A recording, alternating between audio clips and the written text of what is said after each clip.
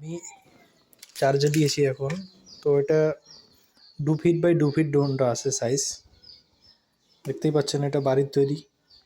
আর আমি এই BLDC motor দিয়ে এই ড্রোনটি তৈরি করেছি। তো খুবই স্টেবল ফ্লাই হয়, খুব কম খরচে 30 থেকে 40 হাজারের মধ্যে কমপ্লিট ড্রোন এটা হয়ে যাচ্ছে, সাথে চার্জার একটা। তো আমি এখন ইলেকট্রিকে চার্জ দিয়েছি।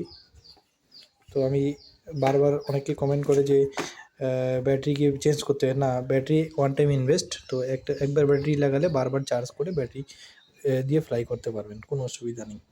আর এখানে আমি 30 অ্যাম্পিয়ারের ইউজ করেছি, 30 অ্যাম্পিয়ার গ্যাস ইউজ করেছি। তো এটা খারাপ হয়েছে, চেঞ্জ করে দিয়েছি।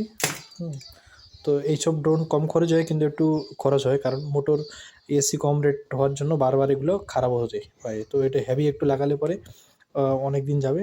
আর এখানে আমি কেকে ফ্লাইট কন্ট্রোলার ইউজ করেছি।